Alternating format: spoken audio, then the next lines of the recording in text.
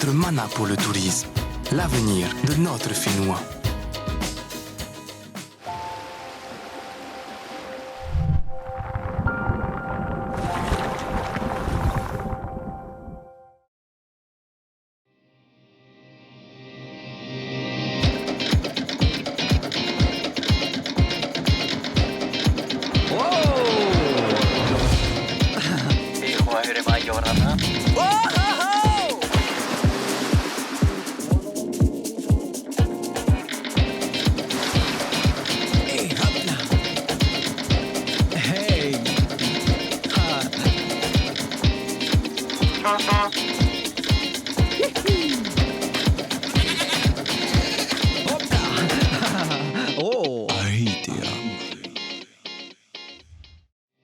Tatop Atoa, Yorana et bienvenue dans Ahitea. Je suis très heureux de vous retrouver dans votre émission hebdomadaire consacrée à l'industrie du tourisme. Cette semaine, dans votre rubrique Expérience, je vous emmène découvrir l'un des lieux les plus étonnants de Tahiti, loin des lagons et des plages immaculées, les lavatubes. Votre rubrique Perspective abordera ensuite l'épreuve de surf des Jeux Olympiques 2024 et on terminera avec votre traditionnelle rubrique à Raveena, consacrée à la fabrication de tifeifei. Allez, c'est parti, direction Hitia. Angelina, Yorana. Yorana Tamatoa. Tu vas bien? Ça va. Tu es venu pour faire l'excursion des lavatubes? Tout à fait, Angelina. Sereva. Sereva.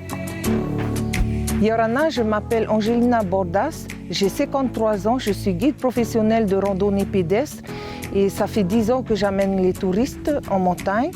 Et tous les matins, je me réveille avec un bon mana pour voir mes belles montagnes.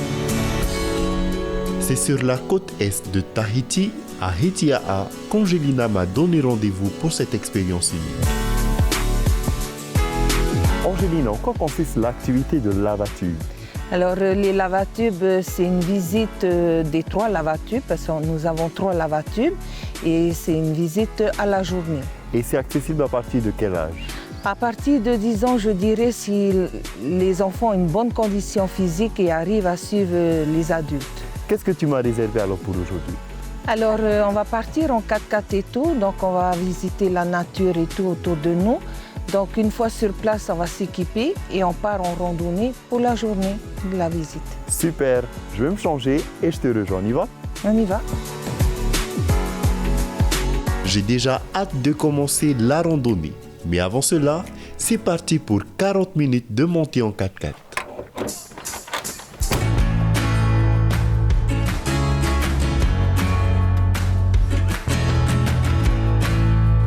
Le paysage que nous traversons est magnifique.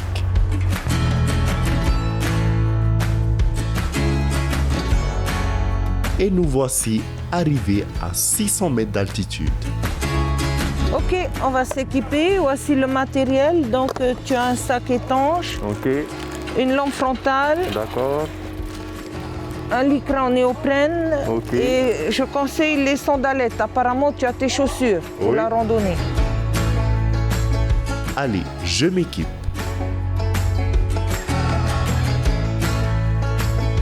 Avant d'arriver aux fameux lavatubes, qui sont des tunnels créés par des coulées de lave, une petite marche sportive s'impose. Et oui, les lieux exceptionnels, ça se mérite. Voilà, tu sens que ça échauffe les muscles. Hein? Ah oui, Là, ce n'est qu'un début. ça fait du bien d'être dans la nature, dans le calme. Voilà, retourne-toi, regarde le point de vue que nous avons. Et bah, magnifique vue que tu as tous les jours. Hein. Voilà, et tu sens l'air, comment elle l'air commence à fluide. se rafraîchir. Plus on va monter, plus on va sentir cette fraîcheur.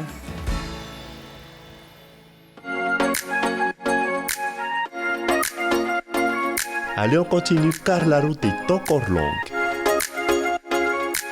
Le chemin est difficile à trouver sans un guide, car cette végétation tropicale et luxuriante reprend rapidement ses droits.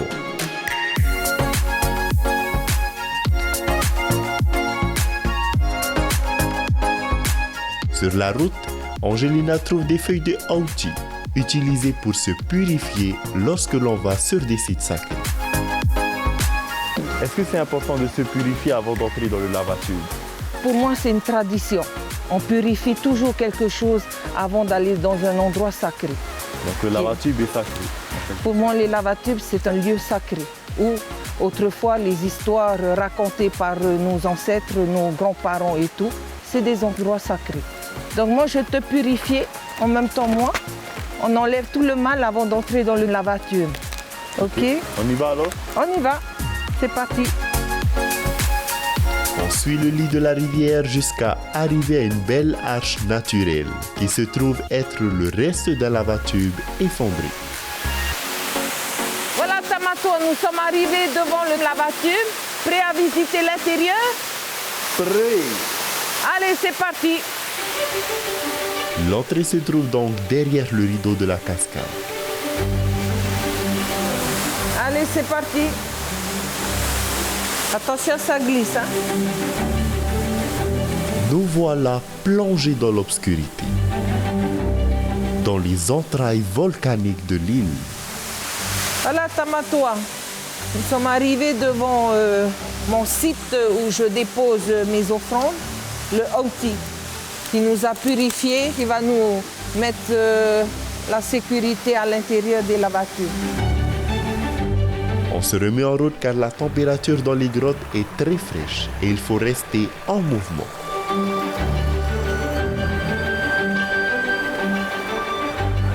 Voilà Tamatoa, tu vois, il y a des cordes, donc il y a des passages techniques. Tiens bien les cordes, ok? Ok, c'est Allez, parti. c'est parti. Pour les accros d'adrénaline, c'est l'activité idéale.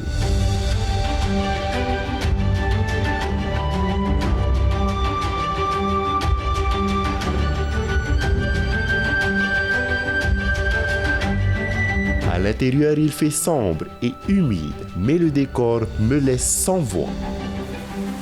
Voilà, on va passer par là. Faire attention à la tête et le dos. Nous continuons à visiter les galeries et à nous enfoncer de plus en plus loin dans ce grand labyrinthe. Les parois rocheuses sont comme recouvertes d'une poudre d'or. C'est magnifique. Voilà Tamatoa, bienvenue dans la caverne d'Ali Baba. Comme tu vois là ici, éclairé par la lampe, ça brille comme de l'or. Mais ce n'est pas de l'or. C'est un champignon qui pousse à l'intérieur des grottes. Et c'est la seule vie que nous avons à l'intérieur des lavatubes. Là, tout tapissé, tout le long, on voit que ce champignon-là qui brille. Creusés par des coulées de lave, les tunnels des lavatubes sont les vestiges de l'époque volcanique de Tahiti. Un patrimoine naturel, mais également culturel, comme me l'explique Angelina. Voilà Tamatoa, nous sommes arrivés ici dans la galerie. Installe-toi. Je vais te demander d'éteindre ta lampe. Voilà, bienvenue dans le Yana de Hitia.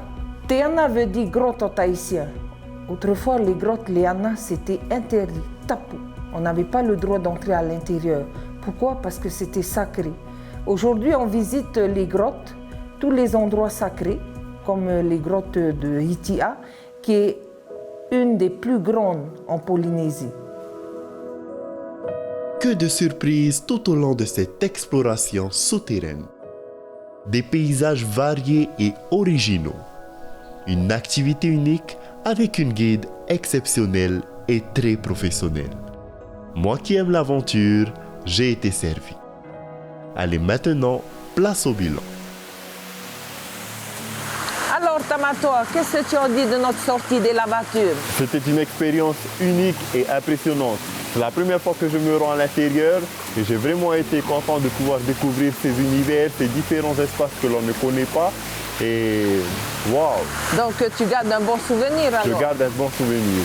Qu'est-ce qui te plaît lorsque tu partages cette expérience avec les touristes? Alors ce qui me plaît, c'est un mana, c'est un pouvoir de vous amener sur mes sites magnifiques et que vous gardez une bonne expérience quand vous rentrez chez vous. Marururoa, Angelina, et à une prochaine fois. Merci de ton passage. Si vous aussi vous avez envie de découvrir cette excursion, n'hésitez pas à contacter Angelina ou bien à vous rendre sur le site tahititourisme.pr. Quelle expérience de découvrir les entrailles de Tahiti! Les paysages de l'île ne finissent pas de me surprendre par leur beauté et leur diversité. Maintenant, on retrouve Annick Paoufey, présidente du comité du tourisme de Tay-Arapu Ouest. Elle nous en dira un peu plus sur l'épreuve de surf des Jeux Olympiques 2024 prévue sur la vague de Teahupo'o. C'est votre rubrique Perspective.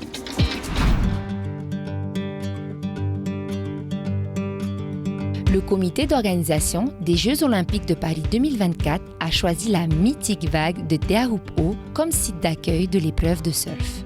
Une grande première dans l'histoire de la discipline, mais avant tout pour les habitants de Tahiti. Annick Paoufey, présidente du comité du tourisme de la commune de Tay-Arapu Ouest, s'active. Bon, pendant cette pandémie, on est un petit peu en stand-by, mais on continue quand même à rencontrer nos gens en vue des futurs Jeux Olympiques. On commence à recenser un peu les familles qui peuvent recevoir des gens chez eux, leur expliquer un peu comment faire pour bien les recevoir.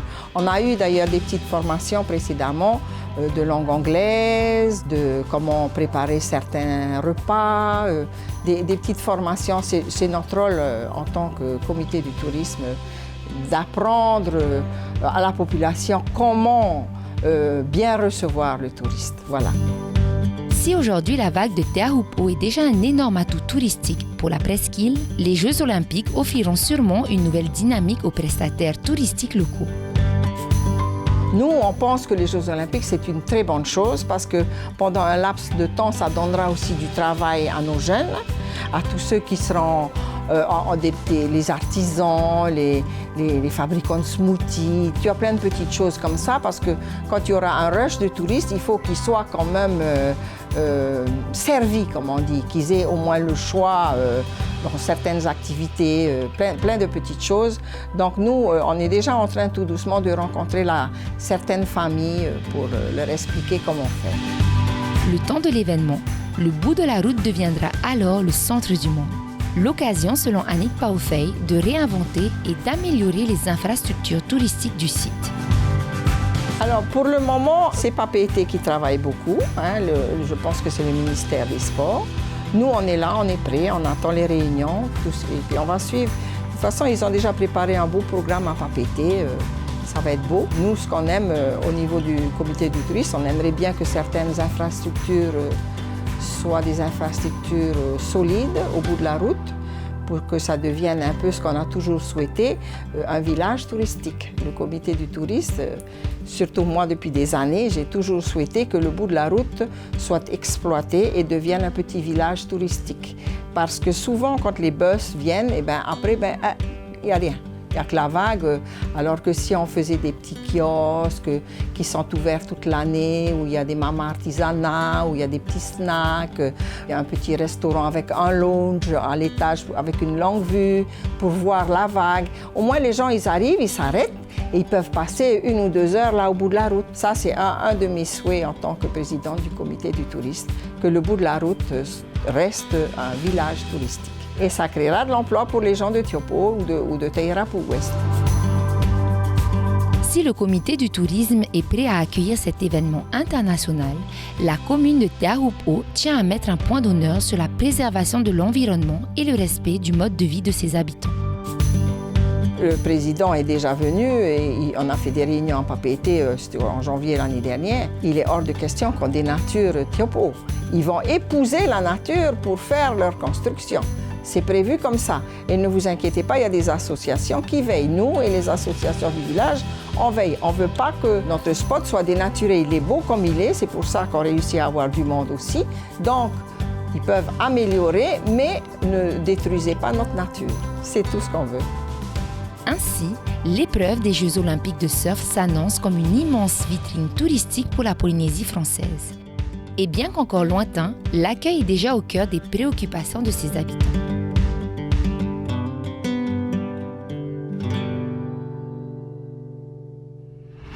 Merci Annick pour toutes ces informations.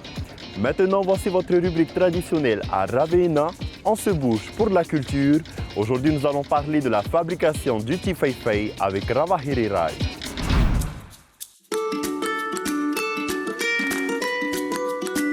Yaorana, je m'appelle Ravahiri, Je fais des tiféfés à Moorea et en ce moment, je donne des cours de tiféfé pour toutes celles ou ceux qui aimeraient apprendre cet art. J'ai toujours eu des souvenirs de voir les tiféfés dans les maisons tahitiennes. Ça a toujours été le trésor de la maison car c'est pas facile à avoir, ça coûte cher, ça prend beaucoup d'énergie, beaucoup de temps à le faire. Et du coup, si tu n'en as pas eu à ton mariage ou tu connais pas quelqu'un qui t'en a offert un, il faut le savoir le faire soi-même ou sinon il faut en acheter un peut-être au marché ou il faut vraiment avoir de la chance en fait pour avoir un tiféfé parce que je me dis ça prend tellement de temps que c'est un vrai trésor en fait d'en avoir un et je trouve que tout le monde devrait investir et soutenir cet art en fait car si on ne soutient pas cet art, il n'y en aura plus. Une des personnes qui m'a transmis cet art, un homme qui s'appelle John Searle, n'est plus parmi nous. En fait, il est décédé pas longtemps après qu'il m'a appris à faire mes patrons. Et j'ai pas pu lui montrer mon tiféfé que j'ai créé grâce à son aide. Je le regrette un peu. Mais c'est depuis son départ, au fait, que je me suis un peu éveillée et que je me suis rendu compte que s'il n'y a pas des personnes comme lui ou des personnes qui ont envie de partager, en fait, l'art et tout le savoir-faire que nous avons en nous part avec nous. Donc c'est devenu important quand même de partager, mais je pense que cette leçon de vie elle ne vient pas que avec le tiféfé, elle vient avec tout ce qui est culture à Tahiti. La danse qui est bien vivante, bien sûr, mais aussi le leo Tahiti, la confection des tiféfés. Et plein d'autres choses au Fénois. Donc si vous savez faire quelque chose, partagez-le avec les jeunes, avec tous ceux qui ont envie d'apprendre. C'est important, vraiment.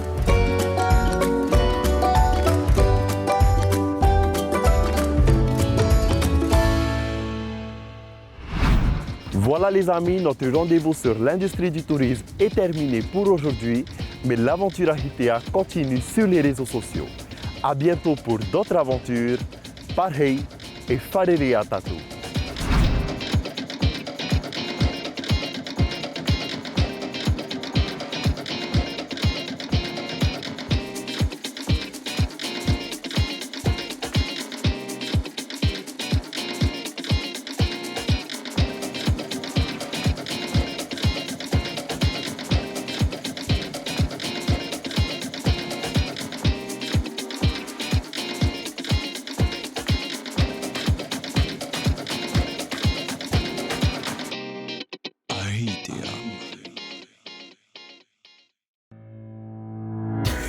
Notre mana pour le tourisme, l'avenir de notre Fénois.